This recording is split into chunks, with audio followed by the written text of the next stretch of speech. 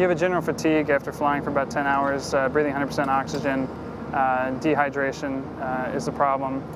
So each pilot does what he can to psych himself up for the landing, because it's the most challenging part and probably the most dangerous part of the mission.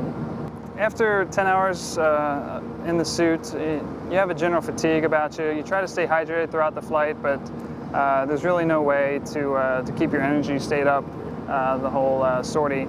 As it was taught to me, the moment you put the helmet on and close the face shield, that's as much energy as you're going to have all day, and you fight for the rest of the day just to maintain what you can. On the way down, the descent, you probably haven't hand-flown the aircraft in a while, so you get the feel for it on the way down. You're talking to air traffic control, and you're talking to your mobile, and then once you're on short final, you spot your mobile out there. Once you're over the airfield, you can you get a sense of the winds and what you need to do to put the jet on the ground at that point. You're sitting down the whole time, so you do have a weight on your neck and shoulders. A lot of people have back problems and neck problems from the helmet. They put a lumbar support on the ejection seat to help relieve that, but there's not a lot of room. It's a pretty cramped cockpit. So after a 2-month deployment, neck and back problems are pretty common. The suit's designed to be worn sitting down, so standing and walking is kind of awkward. You probably saw when I was walking out to the jet. It is a bit awkward to walk around in, but after a sortie, jumping out and walking back in the building, it feels good to stretch your legs. Just under 10 hours. That's an average sortie length.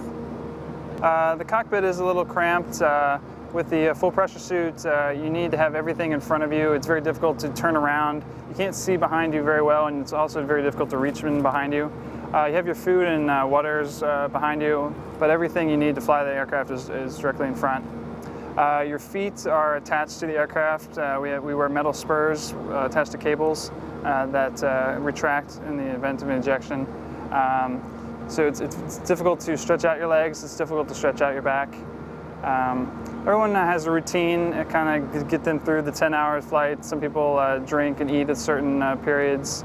Some people bring reading materials or music, or they can talk over the link to their Mach or GMS, who are our ground controllers back in the States. Once at altitude, we monitor the aircraft. It's a very narrow margin that we fly in at such a high altitude.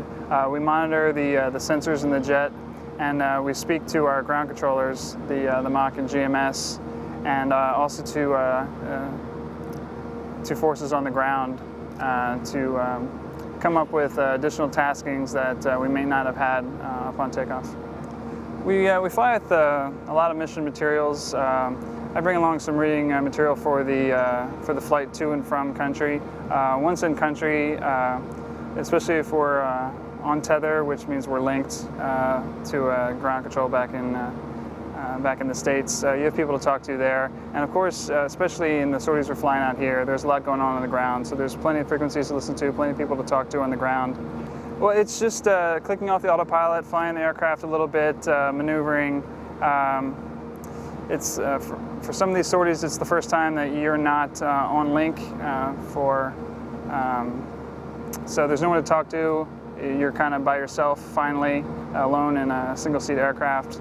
So just flying the jet, getting the feel for it, checking out the weather, finding the airfield, all that kind of stuff just gets you in the mindset for getting ready to land.